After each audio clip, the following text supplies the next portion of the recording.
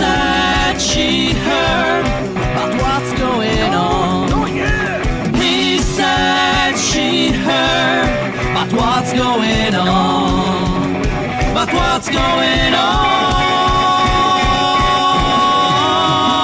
Hey, Foxer!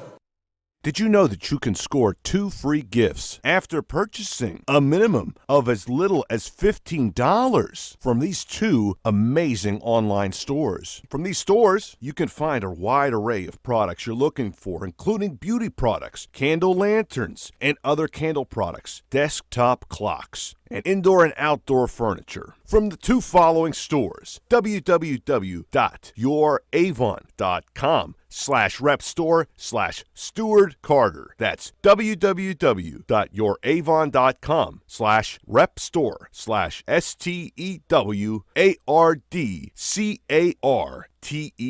And the second site is www.sjcexpress80.com. That's www.sjcexpress80.com. Proceeds from your purchase from either store will go to a local Red Cross chapter that will be assisting Hurricane Ian victims in Florida. So claim your free gift today by purchasing a minimum of only $15 from www.youravon.com/repstore/Steward Carter. And the second site is www.sjcexpress80.com. If you experience any difficulties ordering, call or text at 804-308-7479. And again, proceeds from your purchase will assist Hurricane Ian victims in Florida.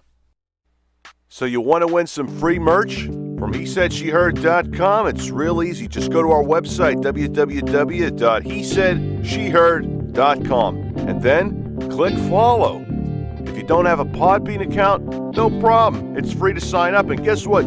You win a free magnet. And then after that, watch an episode. That's right, watch an episode and leave a comment. If you leave a comment, guess what? Guess what you get? A free spiral ring notebook of your choice from our merch store. Now let's say you want a t-shirt. So if you refer a new follower to He Said She Heard via Podbean or another preferred podcast app, guess what? You'll get a free t-shirt that way.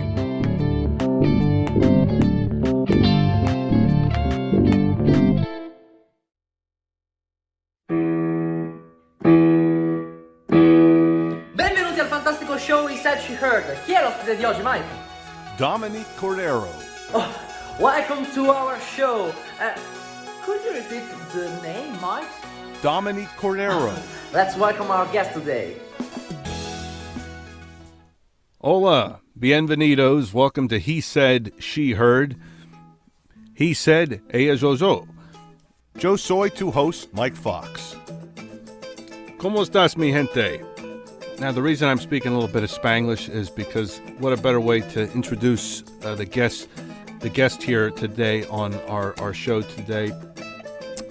She has such a wonderful story, and she has earned the nickname La Mariposa. Dominique Cordero is here today. Did I say your name right, Dominique? You did. Yeah, wonderful. Dominique Cordero. Mm-hmm. Cordero, wonderful. How are you today, Dominique? I'm doing excellent. How about yourself? Doing wonderful, thank you. ¿Cómo estás? Estoy súper bien. ¿Y tú? Súper bien, gracias. Muy bien. I just had to have you on the show because I was just so fascinated by your story that's 10 years in the making, and you're still perfecting it and you're passing it on to other people. You teach Spanish online, you post videos. It's just such a fascinating story about how one trip to Barcelona, Spain, then to Mexico City, all that traveling, that immersion in Spanish culture led you to be so passionate and to learn so much Spanish to sound like a native speaker. It's just an incredible journey. So when I was reading that, I was just so fascinated, and I thought this would be, you'd be a perfect guest for the show. Yeah, it's been an amazing ride the last 10, 12 years. Wow. Well, yeah. That's amazing. So it all started in Barcelona, Spain. Is that right? Yeah, well, it actually all started in Sacramento. Sacramento. Okay. Yeah, where I'm originally from. I started dancing salsa when I was 21, and I'm part Puerto Rican, but I had never really explored that side of my heritage before. And I started just dancing salsa because it looked interesting to me, not because I was in search of exploring my heritage more, but I ended up falling in love with it, particularly the music. I started singing all of the lyrics to the songs. I could memorize them, but I didn't know what I was singing. I had no idea what the language meant besides some rudimentary high school Spanish classes that I had taken. So at 23, I decided I needed a big change in my life. I needed to make a big change, and I wanted to explore more of the language. And so I had my heart set on living abroad in Europe for a year. And I chose Spain because of the Spanish, obviously. And I went online and Googled, how does a 23-year-old, someone who's not in college and can't study abroad, how do you support yourself for a year in another country? And I realized that I could be a nanny for a family. I could be an au pair. And an au pair, the beauty of it is it's always an exchange of a girl coming or a boy coming from another country to live with your family for a year. And the agreement is that you work part-time watching the kids, but then you also have equal time to go to a language school. So that you're there to learn the language and the culture. It's not just a nanny position. It's an au pair, which is a French word, meaning exchange, right? Okay. So I hopped online and went on sort of a match.com for au pairs and families and found a family. And within 3 months, I had sold my car, given up my apartment lease, and hopped on a plane with a one-way ticket to Spain to go live with a family I had never met in a country I didn't speak the language in. And I was 23, very brave at that time. Wow. Now that I think about it. It was an absolute culture shock. I thought that I knew more Spanish than I actually did. And once I started conversing with locals, I realized that I knew very little and that I would really have to dedicate my time to my Spanish classes. And so I took 20 hours of Spanish a week for an entire year. And besides nannying or being an au pair, I looked at learning Spanish as a full-time job, or another part-time job, I guess you could say. I took it very seriously because I wanted to go back to the States with something tangible from spending that year in Spain. I didn't want to, squander away that time or come back without something tangible. And I wanted to be able to speak fluently by the time I got back to Sacramento. And I sure did. I sure did after that year. Yeah, because you're around the people and you hear the way they talk naturally, and then you find yourself doing that. And maybe even, I'm guessing you probably were using some of the slang that's not printed in the, or I should say digitally, since everything's online, not available on all the Spanish translators out there. Exactly. So I think it was a blend of my dedication to my Spanish classes and building all of my skills at the same time, reading, writing, listening, and speaking, all simultaneously, while also being surrounded by the language and hearing it every day and slowly beginning to use it every day. I also made it a point to not have any American friends, really. I didn't really have any English-speaking friends. All my friends were Spanish-speaking on purpose because I didn't want to be in an English bubble. Yeah. I wanted to put myself in really uncomfortable situations to learn faster. And at 23, I was not embarrassed to do that. I think maybe the older we get, the more embarrassed we are about being in uncomfortable situations. But at that time, my early 20s, I went for it. So I think it was a mix. I think I've met a lot of people who have either spent some time abroad or have gone to a Spanish-speaking country thinking the immersion is going to be the thing, like the magic ticket to fluency, but it really starts with you and going to a Spanish-speaking country with a plan as to how you're going to learn. Are you going to take immersive Spanish classes every day? Are you going to make English friends and speak English all day? Or are you going to make Spanish friends and speak Spanish all day? So it's really a conscious effort to learn a language. I think people romanticize the idea of just immersion, which is why with the pandemic, it's actually been really great for language learning because so much has gone online, such great materials have gone online where people can really reach a pretty high level on their own, immersing themselves with online materials. Yes. Much more than they could have 5-10 years ago. 'Tis true. 'Tis true. So it's kind of a blessing, really. Yeah, if you look at it that way. Well, we're going to really take our listeners here for a ride and just have you tell the story. We'll do it together, actually. I'll be playing the waiter at so you were at a eating with a group of Spanish-speaking friends. Take us back to that day that after being at a Latin dance school in Barcelona, you went out at a local bar. Is that right? That's right. So I came to Barcelona already loving salsa dancing. So I immediately found a local Latin dance school, and on Saturdays I would go to their evening classes to take salsa classes. And the group there of teachers and students invited me next door to a tapas bar to have a very late dinner, which is very common to eat dinner at 10 o'clock at night. And everyone was chatting there. And of course, me not being embarrassed or afraid to just try things, even though I'd only been in Spain for about 3 months, just trying the Spanish. I tried to talk to the group and tell them things about myself, and it didn't go very well. It didn't really go as I had planned. So I'll leave it there. I don't know if I want to spoil the ending, but we were in a very, I put myself in a very embarrassing situation by something I said at that dinner. Well, let's take it. Let's take the listeners there with this wonderful but yet embarrassing story. Okay, here we go. So again, I was eating dinner with a group of Spanish-speaking friends, and we're at a typical local bar. ¿Qué desea ordenar?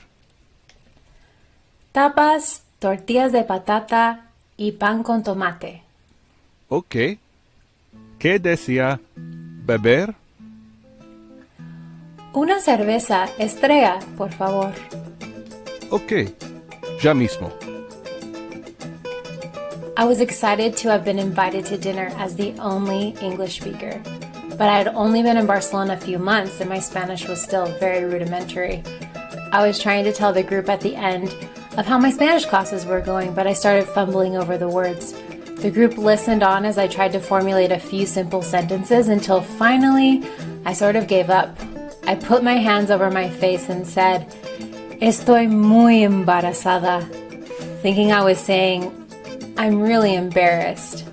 To add insult to injury, the girl next to me explained that embarazada means pregnant in Spanish. So I had basically just told everyone that I was really pregnant. So what is the word for embarrassed then? I guess after you explained what you thought was the word, did she tell you, okay, when you say you're embarrassed, do you say this word? Did she do that afterwards? Yeah, so there's a couple different ways to say embarrassed in Spanish, but the closest translation would probably be avergonzado. Okay. Avergonzado or avergonzada. Comes from the word vergüenza, which means like shame and embarrassment. So I should have said, I estoy avergonzada would be more of a direct translation, or I should have said, like me da vergüenza. It gives me shame, which is another way to say it in Spanish. Very different than English. Very different. Well, but having that experience, though, it just probably, I guess you have to kind of go through that in order to become an expert in what you're doing. To be a teacher, because then you're like, okay, you have to learn to be okay with making mistakes. Because I think in learning anything in life, I think that's the biggest mistake we as humans make, is we think, I have to get it right the first time. And that's obviously not true with anything. And it's good that you were willing to understand that going in, that you realize you were going to make mistakes, because you're, like you said, surrounded by people that only speak Spanish. So you're having to learn to, rather than being around people that are speaking English and being in that bubble, you're having to learn to, okay, well, I have to learn to be okay making mistakes. Exactly.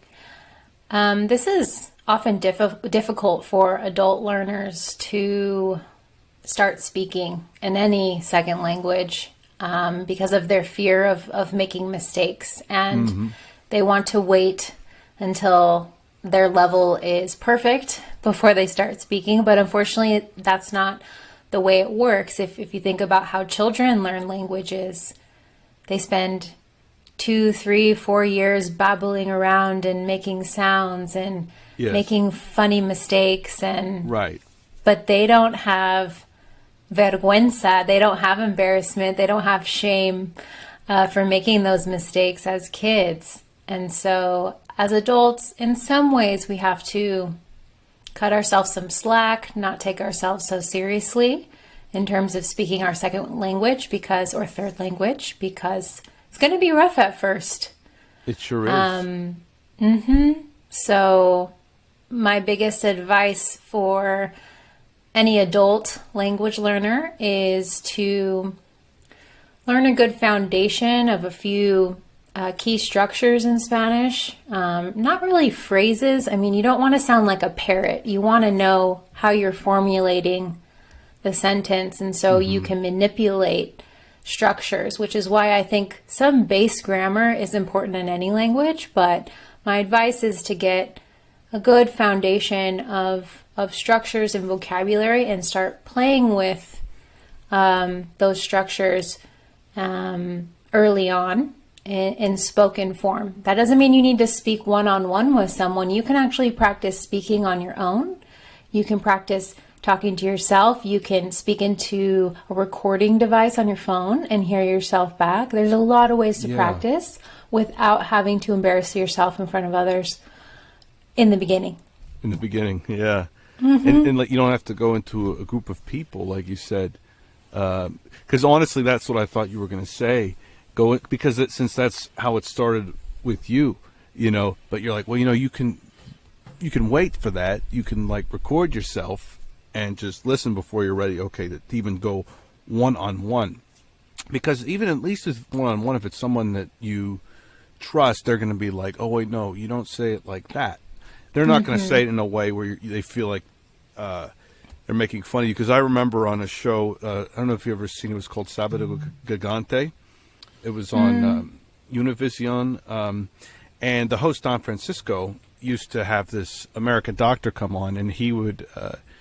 The doctor spoke pretty fluent Spanish, but he would mispronounce things or say words that weren't correct, and he would kind of make fun of them. But I think the doctor knew that going into it, that was part of the show and that was part of his shtick as a host. So a lot of the Latinos that watched that, they thought that was funny.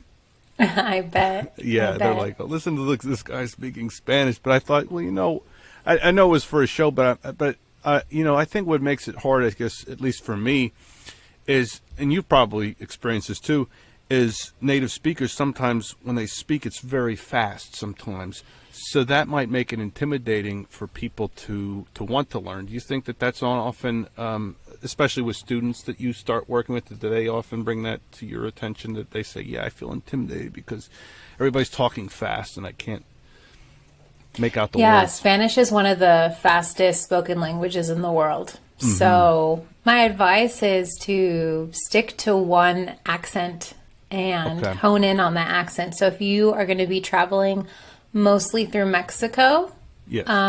maybe practice listening to only Mexican Spanish podcasts.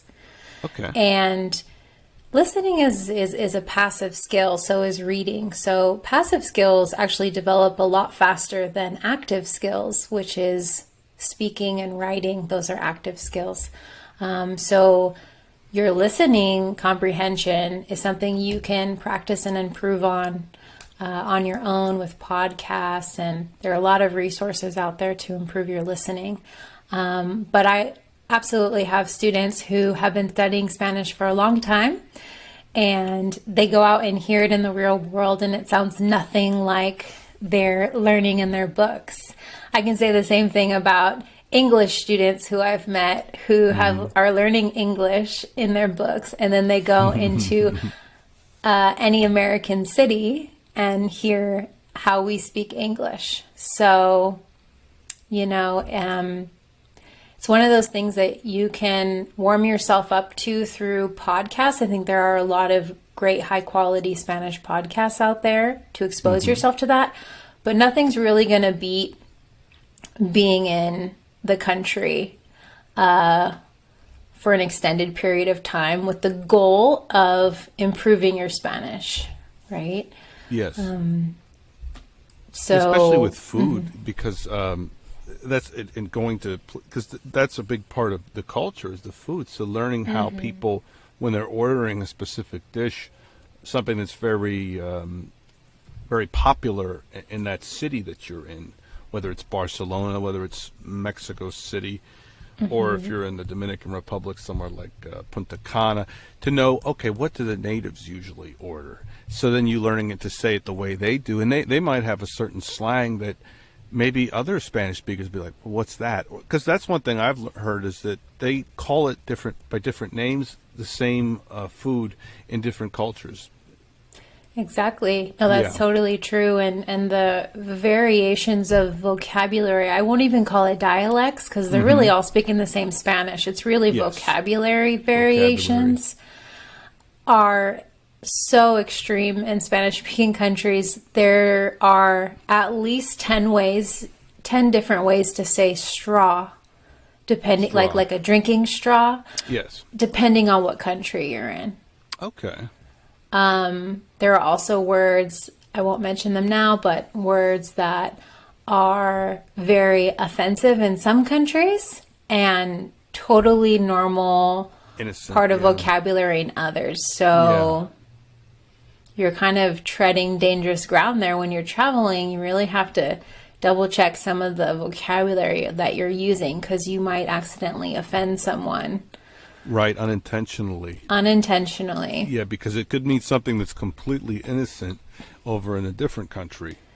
Yeah. And I'll take that back. You won't offend someone, but you'll definitely get some laughs in your way because you're obviously it's not your first language, so you get a pass. You're not all the locals know you're not trying to be offensive, but you'll Right. definitely get giggles and laughs and it's embarrassing. And then you find out what you said and either you can laugh it off yourself or it could be traumatizing. Yeah, I'm sure it's different for each individual, but it's just amazing though how that one experience, well, not one, but one experience led to another. You're traveling, being a nanny, and just now you have your own website. It's La Mariposa Spanish Lessons. Exactly. Yeah. So once I came back from Barcelona, I spent the next 6 or 7 years continuing to perfect my Spanish. I lived in Mexico City for a couple years and passed some fancy tests and got my level really high. And when I got back to Sacramento again, I started tutoring on the side and I found out that I was pretty good at teaching Spanish. I had learned the language from the ground up and I was good at explaining it from the perspective of someone who learned it as an adult to another English speaker. And a few friends convinced me to transform it into a business, which became La Mariposa Spanish Lessons in 2019. And La Mariposa actually goes back to when I was in Barcelona. That was a nickname my friends gave me once I started traveling. The transformation of the butterfly was a symbolic nickname, and they called me La Mariposa.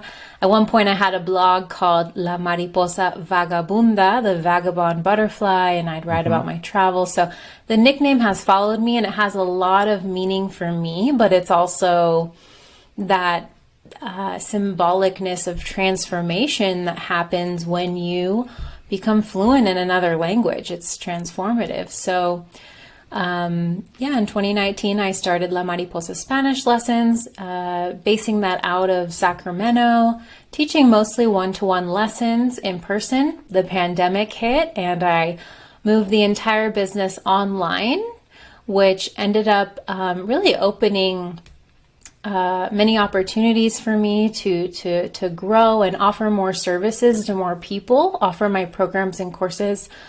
And since then, I'm now teaching group programs and group courses to beginners all the way up to advanced. My courses are normally 6 weeks to 6 to 8 weeks long. They are online. I try to keep the groups small and create community, and I absolutely love what I do. That's it's important. Incredible. That is incredible. Yeah, because I also think that in being at the stage that you're at, before you got to that point, and when you were given that nickname, that had to just make you feel so good, right? Just that affirmation, especially from other Spanish-speaking friends, to have that nickname, La Mariposa, that had to just make you feel something beyond joy. Am I right? Absolutely. And I had a lot of people following me back home, following my travels, reading my blogs, younger people, older people, people who told me that I inspired them. And I just felt like what I was doing had such great meaning, not for myself, but for others, and that it was important for me to share my story through those years. And even with the business, I continue to share the story over and over again and how transformational it was. And if learning a second language, if learning Spanish were easy, everyone would do it. I'm not saying it's an easy thing, but it is an incredibly rewarding thing to do. And it just intertwines and becomes a part of your life. And as all of us living here in the States, there's Spanish all around you. There are Spanish communities all around you. We're very lucky to have access to the language in all corners of the country. Exactly. I'm in Pennsylvania, and there's communities over here in this part of the state. So yeah, like you said, everywhere you go, there's always Spanish-speaking communities. So there's always opportunities to learn. Yeah, and even if you don't want to travel, I mean, you can be that person that steps up and translates for someone at the grocery store, at the bank.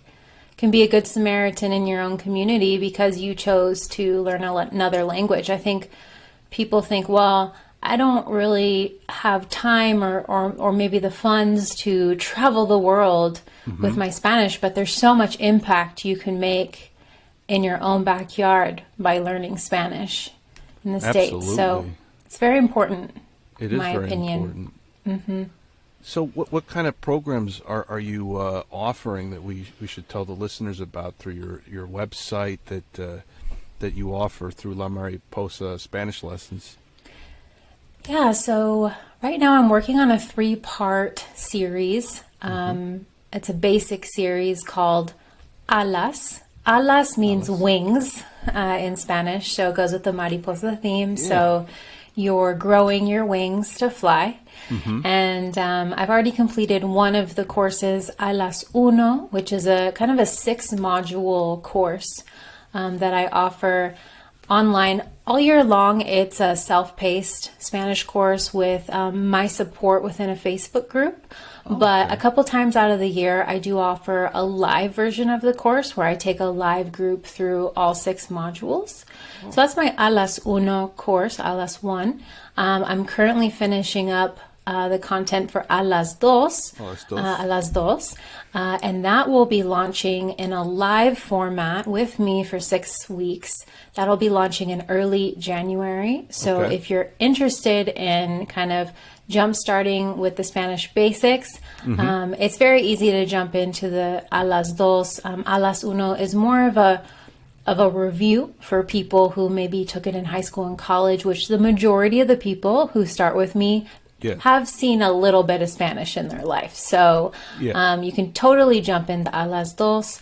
So if Spanish is on your list for 2023, I'm offering that. And then for more intermediate advanced learners, I have a book immersion program called Elevate, which means elevate yourself. It means soar, means soar.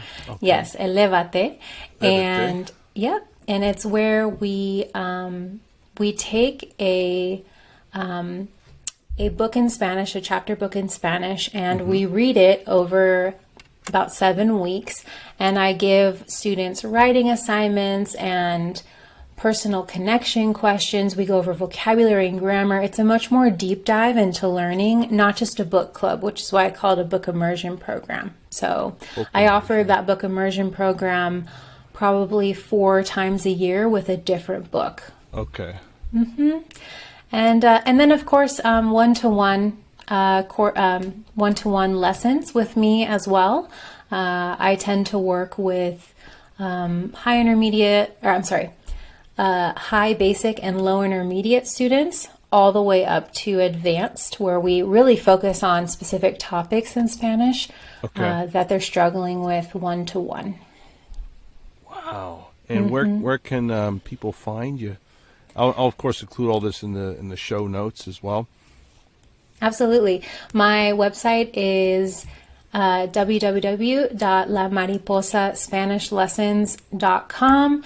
If you want to get a taste of more of what I do have 2 free downloads, 2 free resources, one for beginners and one for intermediate. They're called my Spanish priority plans. They basically talk about how I learned at each level. So when I was a beginner and a basic student, what I did at that level to get to the intermediate level. And then once I was at intermediate, how I got over that intermediate plateau and made it to the advanced level, or the specific things I did. So those are both free on my homepage. Wow. So you hear that, folks? Those 2 things are free, but I'm sure they're going to want to sign up once they immerse themselves in this beautiful language, because it is a very beautiful language. And you know, just like you said, you don't have to travel for it if that's not an option for some people. But your experience, though, is helping so many people. It's amazing seeing what you're doing online. It's just incredible to see your experience, how it's helping other people, because that's what it is. It's more of an experience rather than just learning a language. Okay, we're learning this word, we're learning that word. Okay, let's immerse ourselves in it. Let's just really dig into it, because it's fun. Because look at how it started out with you learning salsa, getting into salsa and loving the music, and you're thinking, well, I want to know what these words mean. So it just kind of was one of those, I don't want to say happy accidents, but kind of like you just decided to dig in because you were like, this is actually so fascinating. Let me learn a little bit about this, and then look where it's led you today. It's amazing. That's right. That's right. It has been an amazing journey, and I plan to do this for the rest of my life. This is what I was born to do. Muy bien. Muy bien. Well, my guest today has been La Mariposa, Dominique Cordero. It's been wonderful having you on the show, and in the show description below, ladies and gentlemen, you can click on how you can get connected with her to start learning Spanish and mastering this beautiful language. Muchas gracias. Hasta luego. Hasta luego. We conclude this episode with an original song that was actually recorded for this podcast from the episode The Language of Love. Here's Mattia Signoroldi with Ariana Corona, The Language of Love. You and I come from different backgrounds. You and I get down to different sounds. You and I watch different kinds of shows. You and I put different spreads on your toast. We both don't always speak the same language, but we both speak the language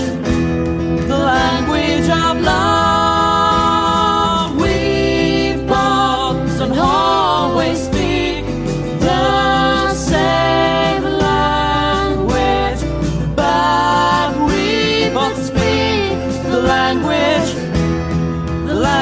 of love.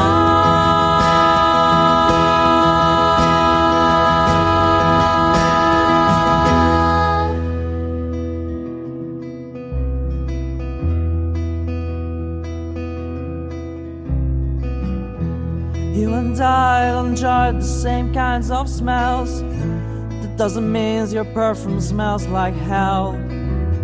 It's just that we use different sounding words, but it sounds like the clashing of two swords. When I said, when I'm with you, time stands still, I didn't mean you have a face that could stop a clock.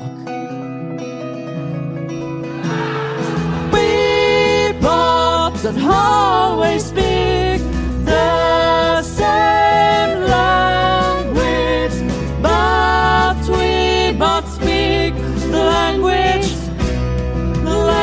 of love. We both don't always speak the same language, but we both speak the language of love, the language of love.